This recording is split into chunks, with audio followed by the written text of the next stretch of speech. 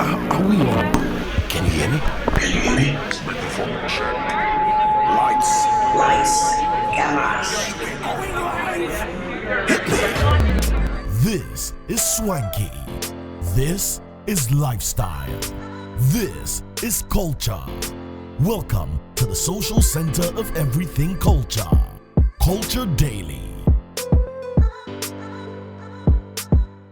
Good morning, and if you're still watching us on the show, well, it's good to know you're with us. Let me say happy birthday to all October borns in general, especially to those who are born today, the 10th of October, isn't it? Happy birthday going out to all of you. A quick reminder, a few things before we jump into our conversation. Now, of course, you know that I was asking Lenny earlier this morning about what she defines as success. Well, most of you put money there, right? But throughout this journey in trying to attain, success, you definitely find hurdles. You meet hurdles, you meet challenges. Day in, day out, things would throw you off the track. But of course, you need that one thing that would always keep you on track, keep you especially motivated. I think sometimes people downplay motivation, but keep you motivated. That one thing that always keeps you strong and healthy. Of what's use is you being motivated without good health. And that's where Cowbell Coffee comes in every single morning. You know they've been holding down our starter pack, right? And it's very important for you to drink a cup of Cowbell Coffee morning, maybe evening. Sometimes you can take it for lunch as well, like for the Abrofostem Kakrai, can do lunch. Jollof and coffee slaps. Jollof? Coffee. Oh, yeah? Yeah. Okay. People don't come at me, but it tastes really good. It tastes good, Cowbell right? Coffee and spicy jollof. You'd love it. Oh, Thank yeah? me, Lever. A beverage or a drink that will push it down. Okay. So I can understand that. Hey totally. guys, all right. But also depend on the taste of the jollof. Okay. Easy does it. All right. So now the combinations are crazy. I'm not even gonna ask you to try Cowbell Coffee and yam and stew, but it's up to you. But anyway you want to take it, it's up to you. But enjoy a good cup of Cowbell Coffee.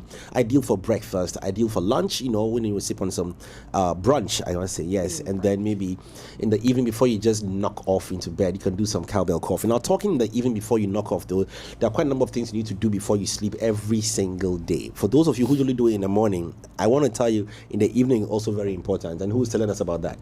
Lenny.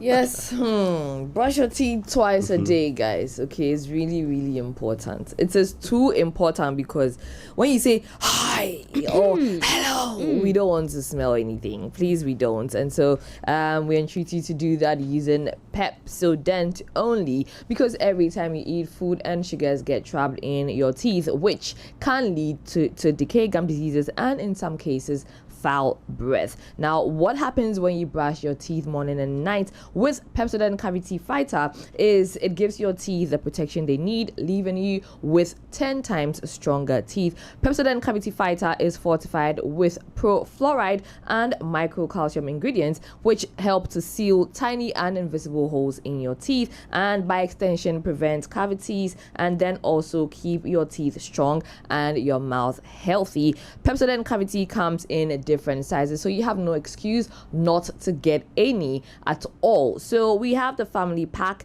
which is 175 grams. There's the Jaqua pack, 120 grams, and we have the sachets as well, the 65 grams and the 12 grams. And you can also get this anywhere, anytime, any day, okay, at any shop as well. Yes. Don't just use toothpaste to brush your teeth. Use Pepsodent to protect your teeth. Now, Pepsodent has been doing this with and for Ghanaians for the past 25 years, and they also offer you free dental services. So if you need any assistance with your dentition, you can reach out to the Ghana Dental Association and you can speak to a dentist for free. It is also recommended by the Ghana Dental Association, Pepsodent. You can reach out on toll free 0800-161-000. And like I mentioned, you can find Pepsodent in any shop near you. Pepsodent, every smile matters. Truly, let's all smile then. Have you guys seen the video where the lady was in church dancing and someone was trying to tell her something in her ear? No. And his breath was so bad. The first thing she did before she listened to him was to pick a piece of gum and hand it over to him. Oh. The video has been Shade. trending. I've seen it. Take If you it were out. using Pepsodent, ladies and gentlemen, That wouldn't you will happen. not have this problem. So use Pepsodent. Also, after using Pepsodent, you can go ahead and get your meals at Live Resto Lounge. Now, you can join Live Resto Lounge at Baaleshi, La Baaleshi, East Legon every Sunday for their brunch from 9 a.m. to 4 p.m. They have special dishes like toza, fi omutwo with groundnut soup and fufu with light soup featuring tilapia, chicken, goat meat, and of course red fish. Now, for those of you who can't join them on Sunday, Fridays are also very available for the Live Corporate Friday.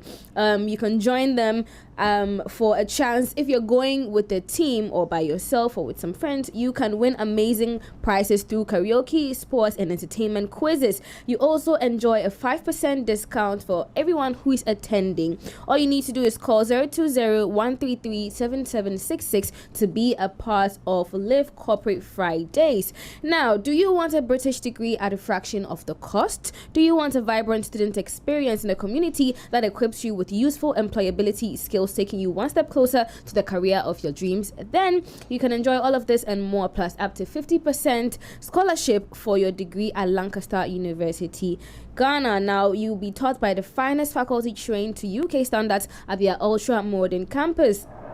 For more information, you can visit www.lancaster.edu.gh. You can also use their email, that's admissions@lancaster.edu.gh, or call on 020-960-7008.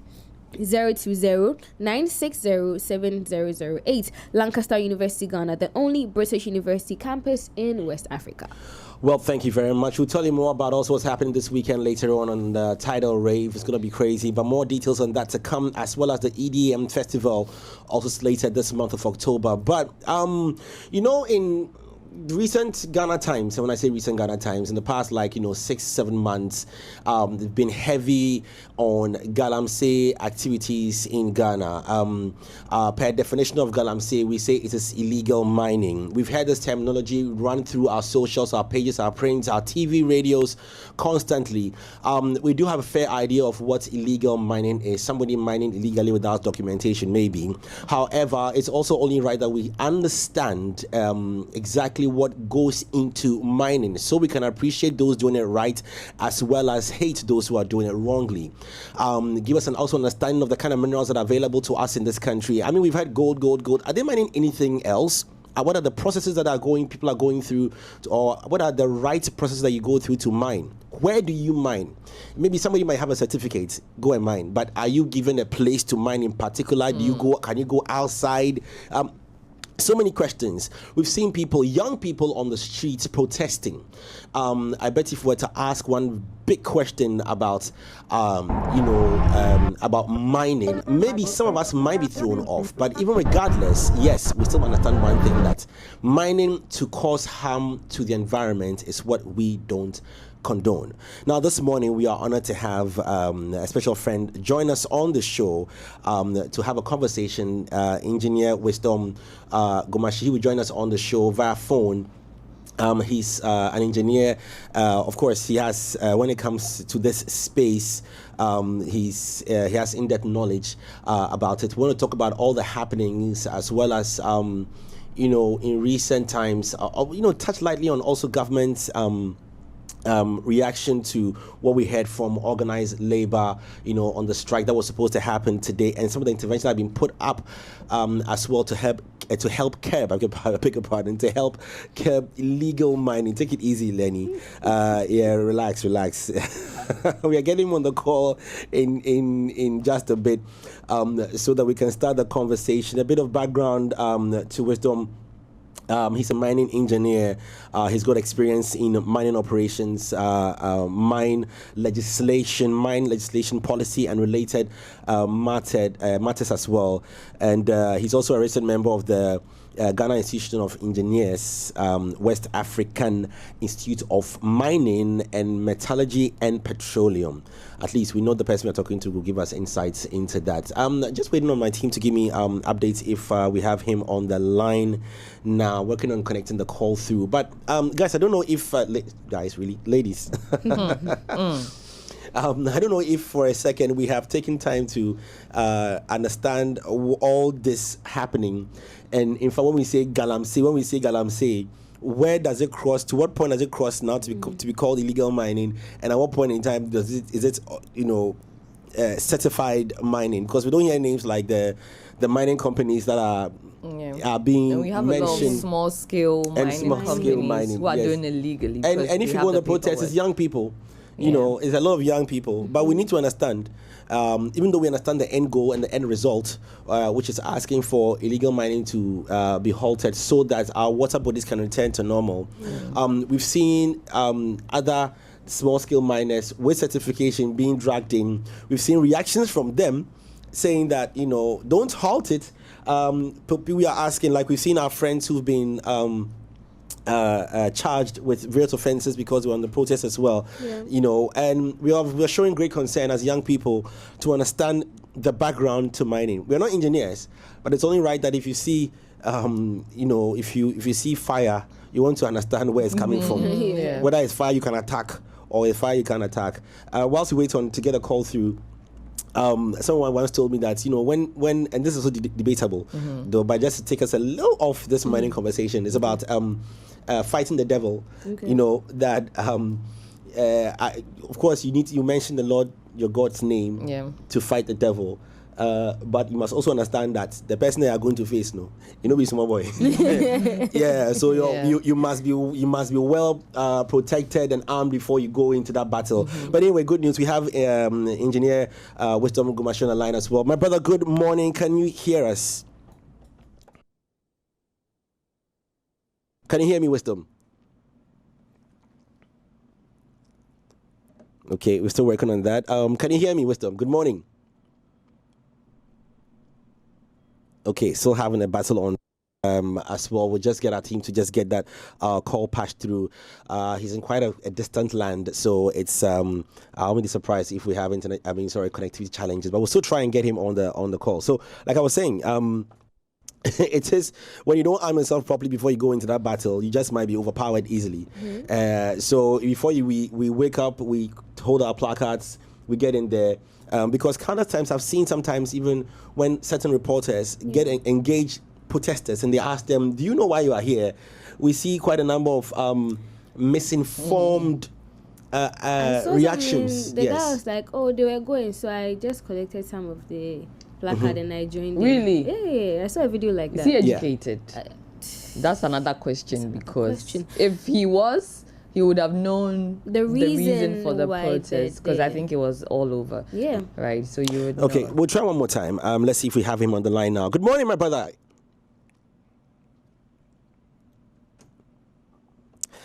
Man, sometimes these connectivity issues, man. Good morning again. Can you hear me?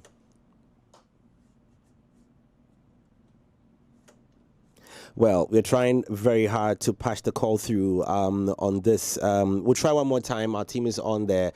But we really want to get in-depth understanding into this. I don't even want to ask questions about to you to give me layman's understanding of... I'm really expectant. Like, there's a lot of questions I want to ask him. Because earlier Jay mentioned about the different types of, mining, right? Natural resources. We know. Natural resources. Oh, no, I mean, gold, for diamond, bauxite, lithium, there's a number of them, right? But even if it's mining gold, right, I think there's different ways. The way they have some for the water bodies, I know in some countries, there's caves, they mine in caves, right? And even in Ghana. Even in Ghana as well. I heard some people dig inside their house. I've heard a lot of things. No, but if you are in a community, like the outskirts, an area, if you are living in an area where people are mining on mining sites, you can also as well just dig and try and find the gold. Why not? Just I'm all for that. So try and find so it. that is what is also bringing about some of these illegal mining. And then in a conversation I was with a friend 2 days ago, like I was telling you, that for him, his grandparents had left a piece of land for him. You understand? And currently it's encroachment, he says, but people mine on these lands, one, they think is theirs, and they say when the government finds marijuana in your weed, in your or marijuana growing in your backyard, it's for you. It's for But you. when the government finds Oil in your gold, backyard, it's for the them. government. You understand? It's sad. Yes. So some people who own some of these lands, and that's a dispute between some of these chiefs who feel like, this is my land. I have given this person the right to mine, and the license person has got a license, but sometimes these licenses have expired. These licenses are fake. You can tell nobody's micromanaging how they are going about some of these, and I think it's escalated over the years. In times. Okay, anyway, I'm told that he's back on the line now. Let's try again. I hope we have this one passed through. Engineer Wisdom, good morning, my brother. How you doing? Good morning, my brother Jay. Okay, I'm glad you can hear me loud and clear. Can you? Yeah, it's better. Okay, team, can you hear me as well? We'll struggle. Oh, anyways, so thanks. It's better now. We'll struggle with it though. Most important thing is that we can hear you partly, and then the audience can also hear you. We've been trying to have this conversation. We've seen a lot of young people hit the streets in recent times protesting, on government to take action about illegal mining. We've seen the effects of illegal mining, water bodies being destroyed, water turning brown. We've heard the stories as well. It's all on our blogs, but let's just have an understanding in itself. I know we're not going to do too much detailed lecturing here, but I want to understand, what is mining? Okay. First of all, Jay, thanks very much for this opportunity. Good morning to yourself and the crew at News TV. Special regards to all your listeners this morning. So, with your question, what is mining? And I would like to briefly touch on what I learned back when I was in the university in my mining lecture days.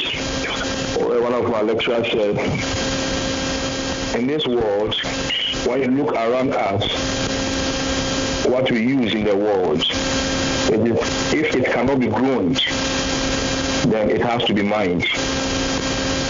What it means is that all our activities going up and down, all what we use for the existence of life, apart from the spirituality aspect, it has to come either through agriculture or it has to be mined.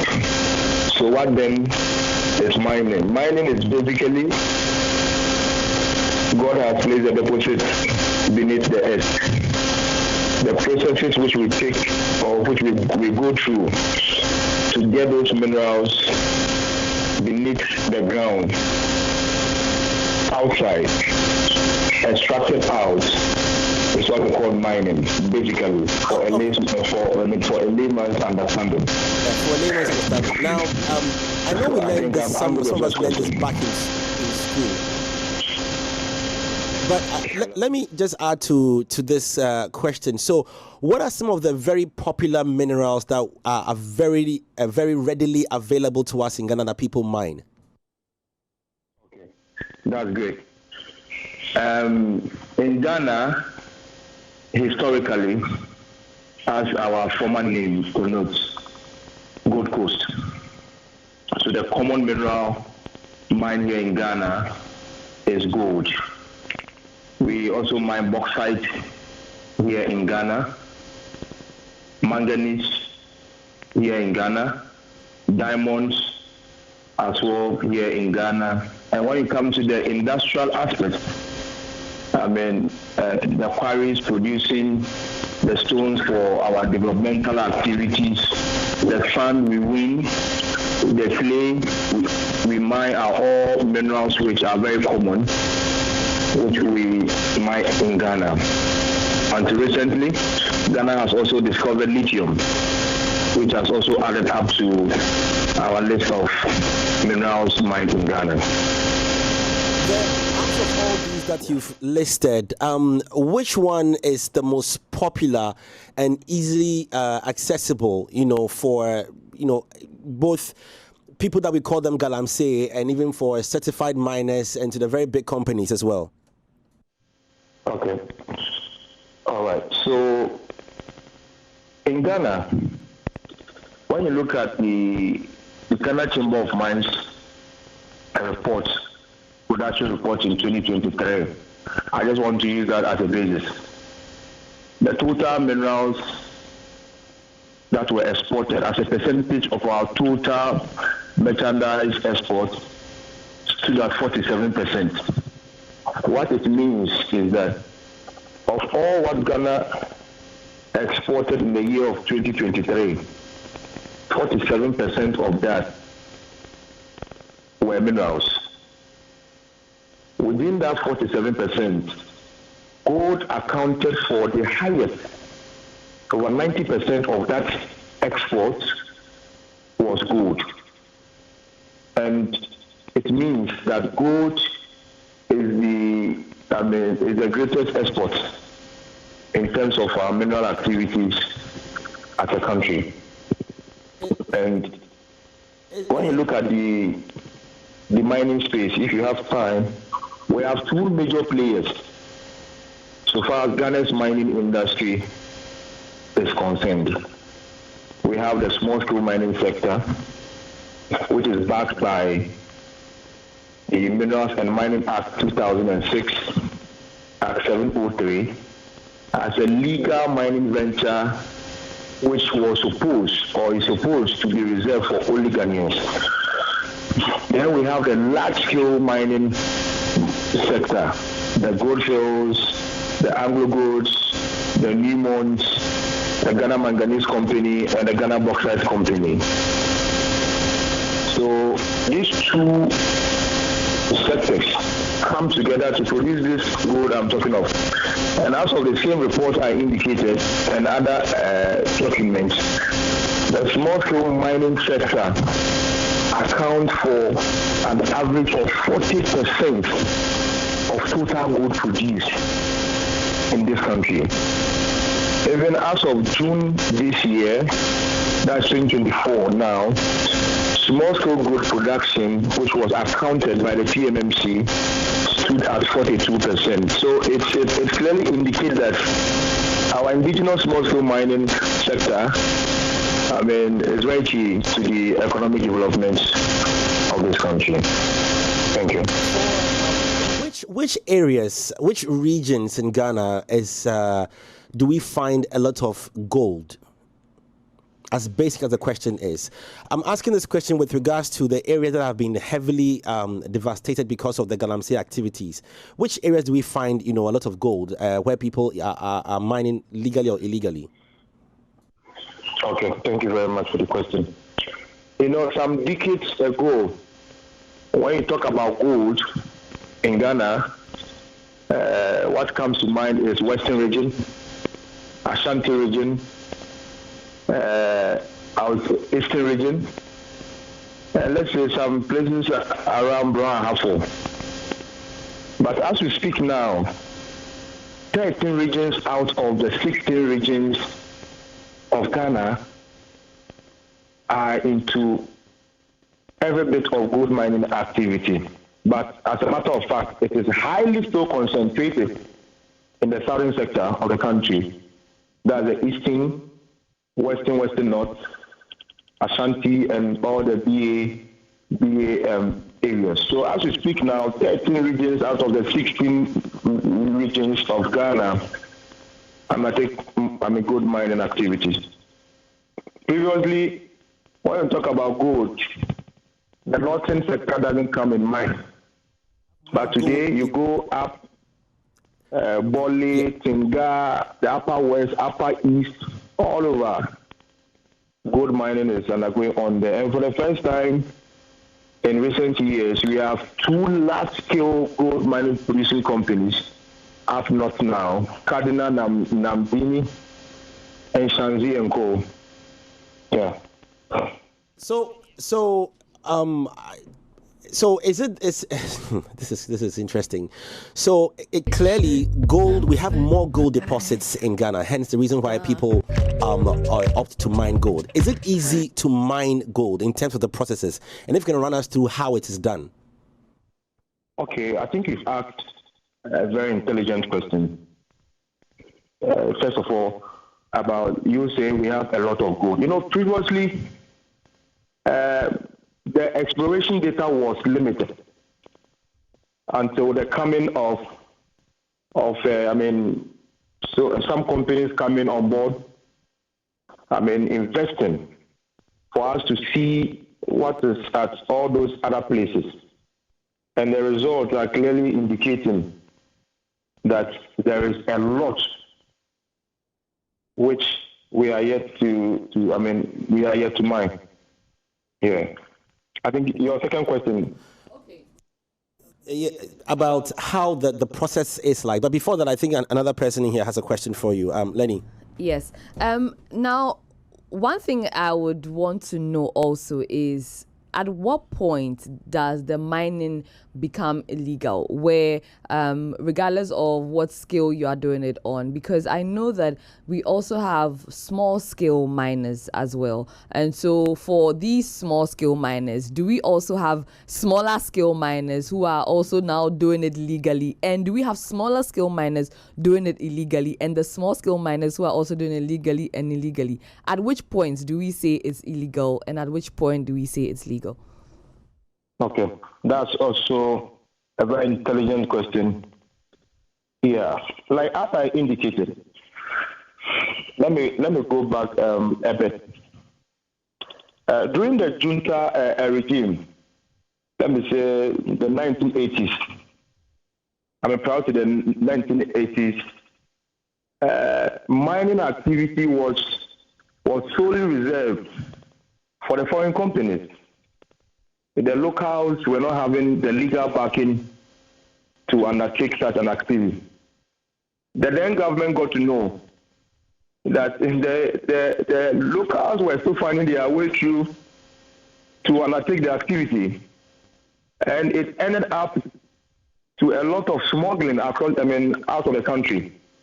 So the then government passed the PNDC law 218, which introduced the small-scale gold mining law, which today has been incorporated in the Act 703, which recognizes Ghanaians to venture into small-scale gold mining activity. Because as a matter of fact, we can't leave our minerals for only the foreign interest groups to mine.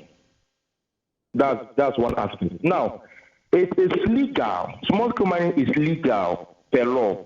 And it is legal when the person goes through the process and acquire a license as signed by the Minister for Lands and the Natural Resources. Proceeds to the Environmental Protection Agency to get a permit. And further goes back to the Minerals Commission to get an operating permit. So we have regulatory permit which once a person goes through that and acquire those permits per law, that person is recognized legally.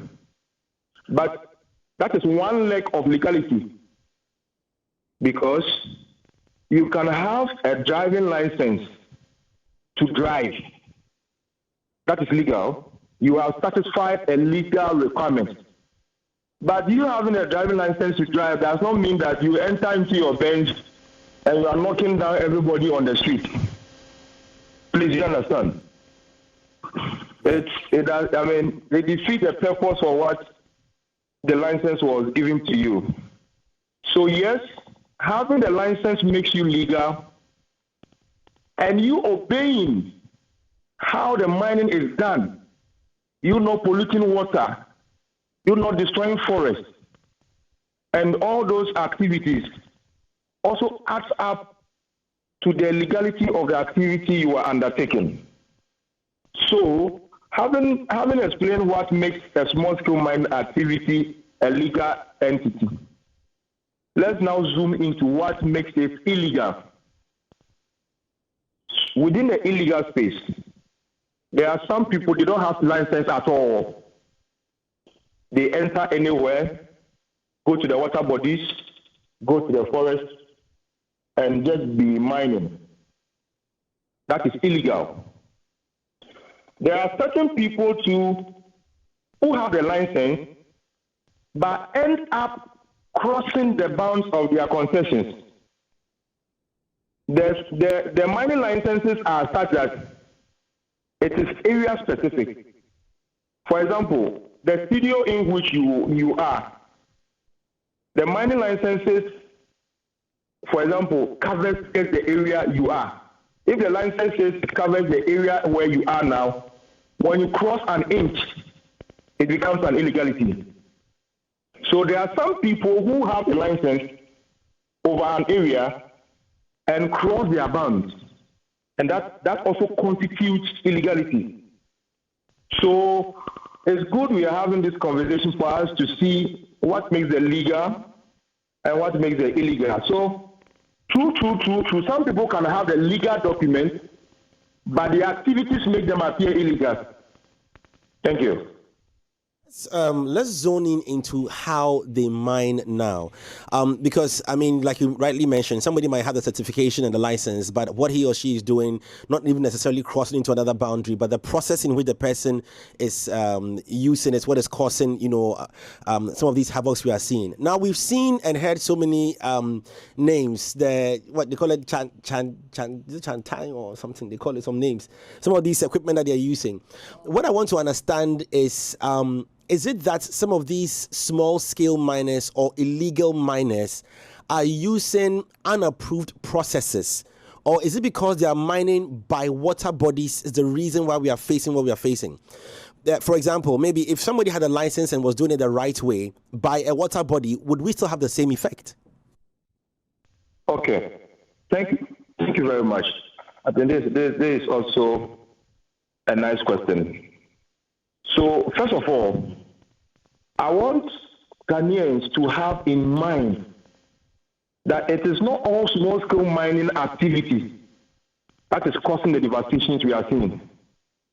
There are some small-scale mining companies that are doing responsible mining, just as the multinational companies.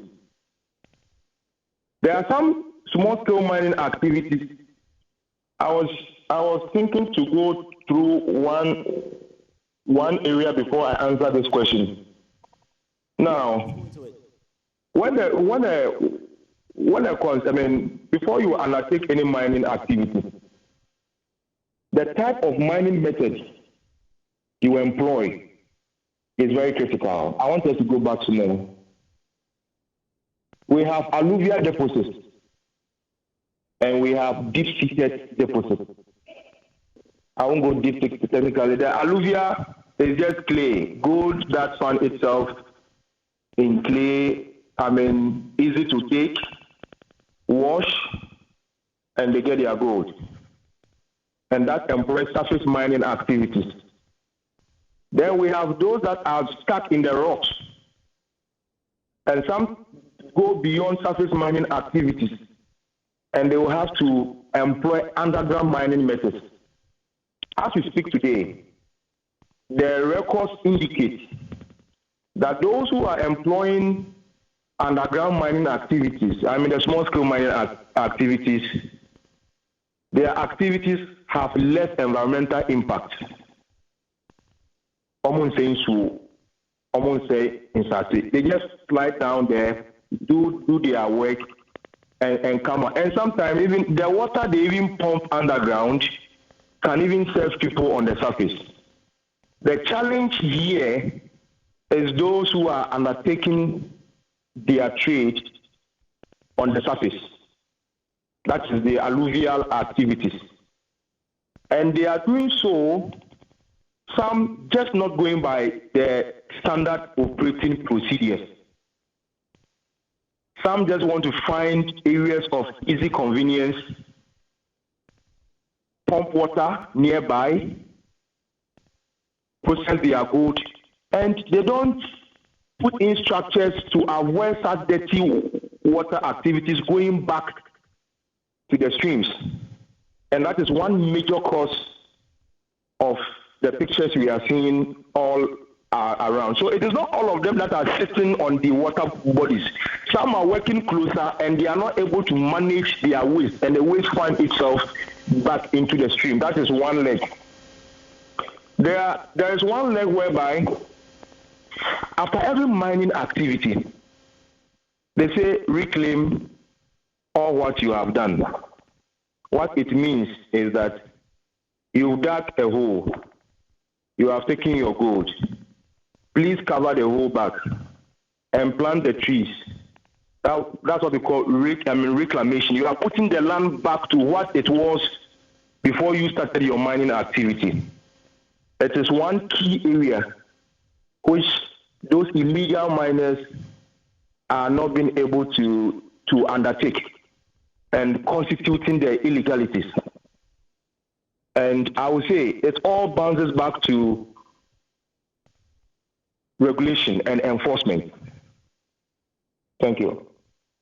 Yeah, thank you so much for talking to us. I also would like to find out the process that has contaminated the water very heavily. Some of us, well, I'm sure I'm speaking for enough when I say that we don't know how exactly this happened. We just know that it's a mining activity. Some people say cyanide, some people say it's mercury, but how exactly did the contamination start or happen, and why is it extending to other water bodies? That's one question. And also, I'd like to find out, aside our water bodies being affected by illegal mining activities, are there any other side effects of illegal mining that we should be expecting since it's on the rise lately? Okay, thank you very much. So you are asking how the chemicals get into the waters and co, right? If I'm right. Hello? The process on how they use the chemicals, and at the end of the day, I'm sure it seeps into the water, but how are these chemicals used and what do they use for and how does it work? Okay, so like I indicated, gold in itself it's not just about just taking the material and finding the gold. If you are dealing with a gold that is stuck in a rock deposit, first of all, the rock will have to be crushed. After crushing, this is a process, and after you have mined, you will need to process what you have mined to get the gold. So I want us to go through a little bit of processing. So you take your rock from the ground, which you know the gold is inside. Then you use an equipment to crush. After crushing, you grind, like using tapoli and asanka to grind pepper. You grind. Then whatever that is left, you put it into a container, and based on the type of gold-bearing rock it is, you put cyanide on it. Others use mercury. There are chemicals that are able to extract the gold out of the rock that have been, crushed. So you can pick a packet of rock. After grinding, the gold that you get out of that may just be just your thumb. So it is a chemical that they pour on those grounded material before they will be able to leach the gold out of it. So in the large-scale mining sector and some other responsible small-scale mining sectors, there are processes which Minerals Commission and EPA have sanctioned, where they go through the flow chart, the processes where chemical will be added, and when they are done, the waste products are being kept at what you call the tailing storage facility. It's just like, respectfully, we eating, and when we want to find a place to rest ourselves, we go to the loo. So all the waste are kept somewhere which have been approved by the EPA. So those waste materials and chemicals do not find their way into any stream. They are protected. And those tailing storage facilities are constructed a standard such that it should not even leach into any nearby water.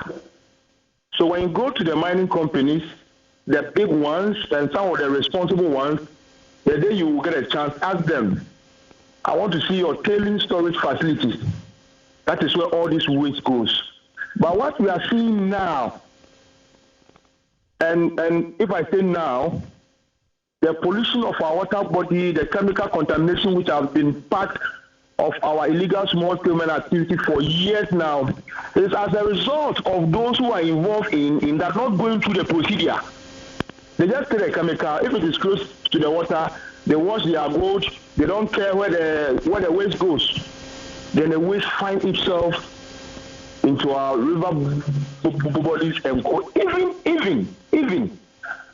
if the person is even working with such chemicals, the law states that the chemicals should not be disposed off the land. Because when you pour mercury on the floor here, on the bare soil, when it rains, that mercury will seep down. And when it rains, it will percolate through the soil and find itself in our boreholes everywhere there is water. So the question we ask is very good. It's all about people not following regulations. And that is what is causing what we are seeing with the chemical contaminations here. Let me ask you a question. So with these, I'm not a science student, so this might be a bit new to me. How accessible and where do they get this cyanide and mercury from? How accessible is it on the market? Yes, I think you are asking very intelligent questions. Where do they get the chemicals from? You see, every legal mining operation has the permit to purchase such chemicals for the purposes of the work they are doing. But ask yourself a question. There are Ghanaians and foreign entities who the state have given licenses to import such chemicals into the country and sell to licensed mining companies, both small and large. But you and I, how does this chemical end up in the hands of illegal miners? So what it means is that there are people who are supposed to demand for licenses and permits before selling such chemicals. Hello? Hear you loud and clear. Before selling such chemicals to people. But I may say that maybe it is not enforced. So it is one leg we should also be looking at. Because the law is clear. You sell to people who have licenses. And even with that, the law stipulates that every company that seeks to purchase such chemicals, they need to have storage facilities on their various mine sites, how it is being used, and all these things are being certified. They are not being headed by politicians. These are headed by technocrats, respectfully, who are to check all these things. The second aspect is that there are people who are also doing black market with such chemicals. Because the illegal small scale, the illegal mining sector is an organized crime. Let me make you understand. It's an organized crime that is made up of oil marketing companies, and you can quote me any day and I'll stand by it, which is made up of banks, made up of big men, businessmen, name them politicians or people along the chain that is making some of these things thrive. There is somebody in the country now who is just supplying chemicals to somebody working on water. The person does not care whether those waters are being polluted. So you've asked a very important question, which borders that we should look at how those chemicals get into the country and how they are being dispersed. Thank you. Now, with these persons who are handling and managing this, these chemicals, is it also harmful to them in any way? Cyanide and mercury, because we talk about how it is harmful to us, the end user, the non-planned end user. Me sitting in Accra somewhere minding my business, I'm being told the waters are being polluted by cyanide and mercury. What about the people who are handling them themselves? That's good. the people who handle them themselves, in fact, they are even the most affected, because mercury is something that you shouldn't even inhale it. But sometimes you go, Takwa now, you go through where these gold smelting activities are done, and they are just inhaling this thing through the activities they are. Even if you are handling them, their personal protective equipment, the PPE that they need to even wear, some of them don't even put it on. So it ends up giving them so much disease, lung diseases, kidney issues, and a whole lot. So they are seriously affected, very seriously affected, and it should be a national concern. With all of this, right? Now the question will be also that how do we prevent these contaminated waters from getting through our taps? Because in the past couple of days and weeks, we've seen people open taps and the water is brown. We've seen samples in water bottles during demonstrations and all of that. And then as well, aside that, should alum be used? Is it a healthier option as well, or is it just being used to clear the water and then the chemicals are still in there some way, somehow?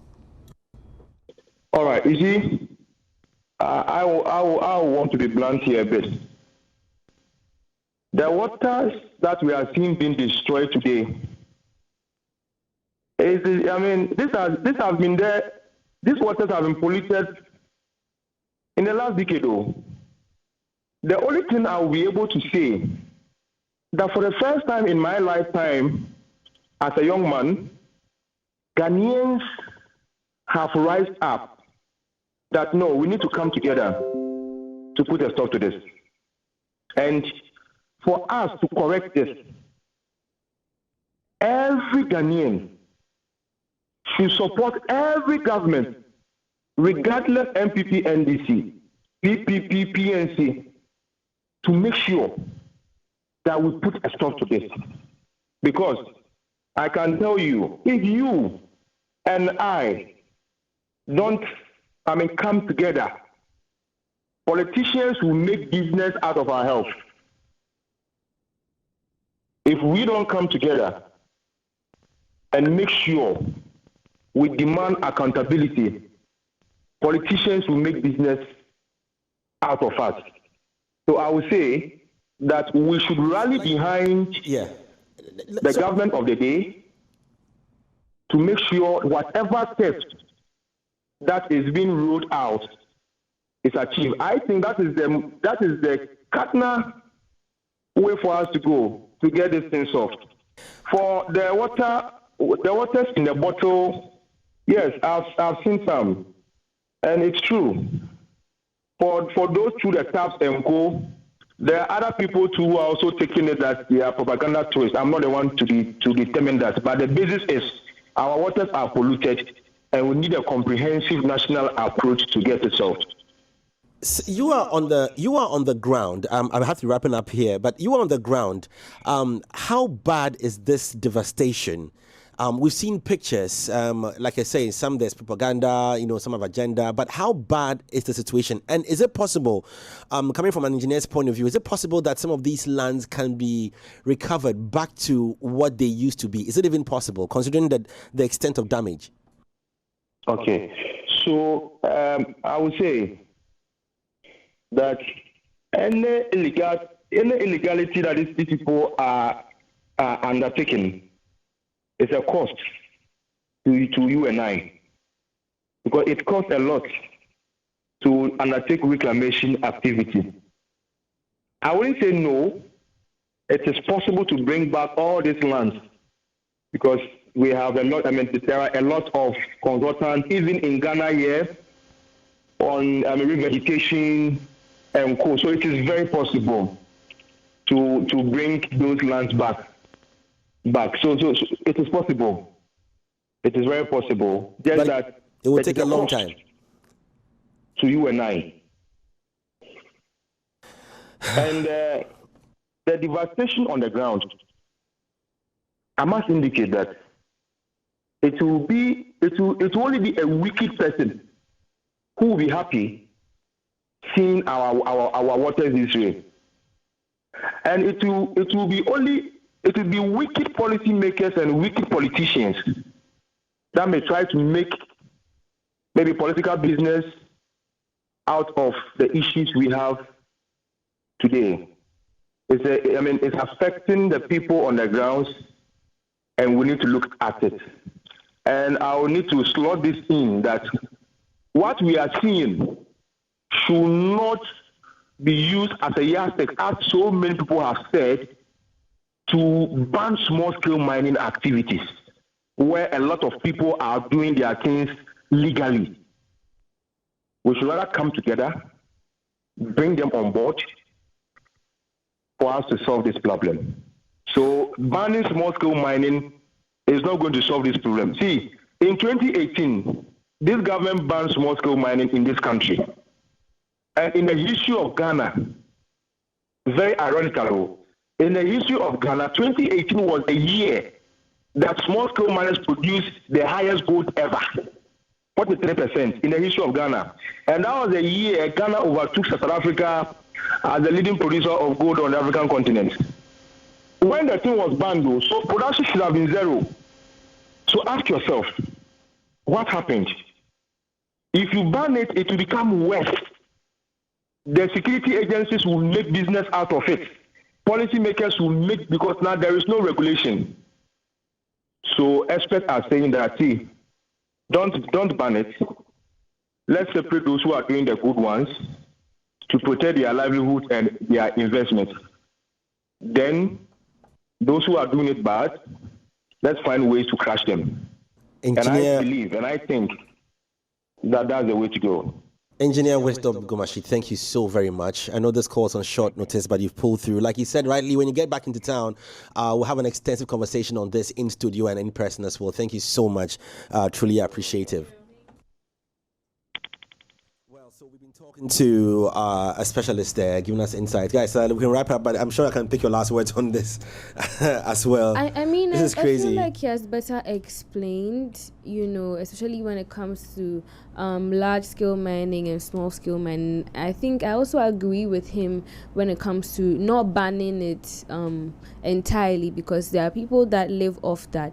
If it will be regulated and controlled so that people will pay attention to the effects that it has on the environment and be cautious and meticulous in the work they are doing, I think it will be a win-win for those who make their money from there, because gold is also good for the economy. You get what I'm trying to say? So yeah. Charlie, the part that did it for me is the accessibility of persons to the mercury and the cyanide. Yeah. And then the and that's crazy that it looks like it's a bigger cartel. Our minds are all focused on the victims, the people who are involved in the mining. On the videos we see, I've been a victim of posting a video of somebody who is talking about, but he is not the person we should look at. The person we should look at, oblivious person. Very oblivious. Doesn't have any idea what is happening to the water or whatever.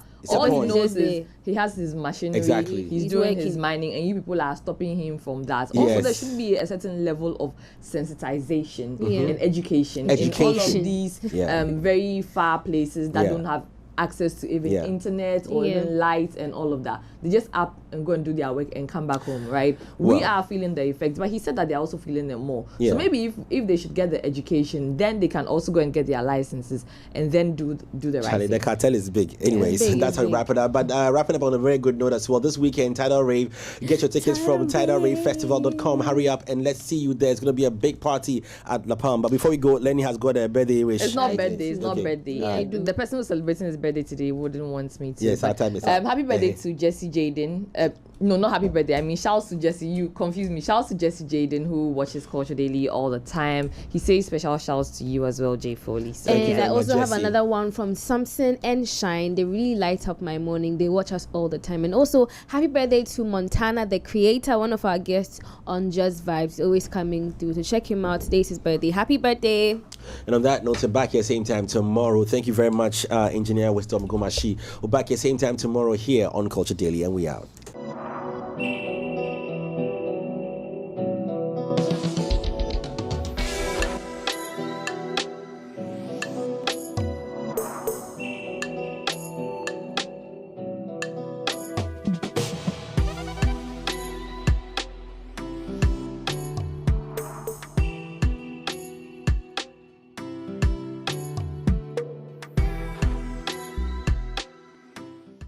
Culture Daily was brought to you by Telecel.